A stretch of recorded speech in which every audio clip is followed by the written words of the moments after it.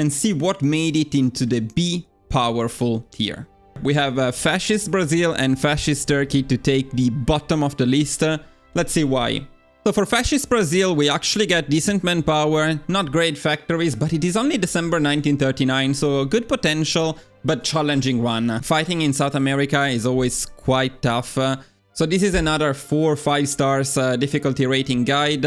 And well, while there is potential, I wouldn't rate it higher than this. Of course, guys, these countries are all powerful, that's what I was mentioning earlier. So you need to see what is in the upper tiers to understand why Brazil cannot make it there. And the same more or less applies to Turkey. Here we have a bit less manpower, similar amount of factories, similar timing. Then we have another major with Russia in the third Rome path. A very interesting path, which allows you to get this epic dude as your ruler.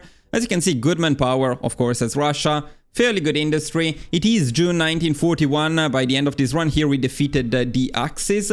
Now, of course, going through the civil war, because you need to win the Russian civil war to get the non-aligned in charge, slows you down a little bit, and that's what damages some of the potential from this run. Other than that, it's a very fun run.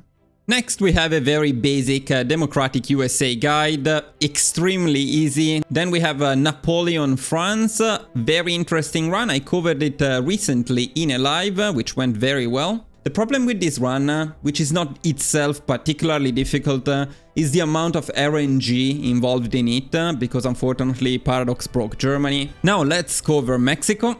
Mexico for me was absolutely a blast. I did not expect to love it that much. It was a tier 3 member request, and I was absolutely astonished by how powerful Mexico can become. As you can see here, it is October 1941 and we have a very good industry. We have good manpower, and especially we took a good chunk of the United States, which we can also core. This is a challenging run, especially in the early phases. The timing is precise, but it is a lot of fun. Highly recommended. And last, so technically the most powerful here in the B tier, we have Japan. Now, this is one of my older guides and it will need an update. Of course, it will get one with the new DLC.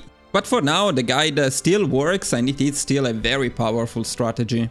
Here is the end of the run. As you can see, we puppeted France and the United Kingdom. We haven't fought the Axis yet, but we will do so in the continuation of this run if you're interested. It's all available on the channel. By the way, down here you can also see the titles, so you can easily look them up on my channel. It is only January 1940 and we already capitulated the Allies. We of course took China.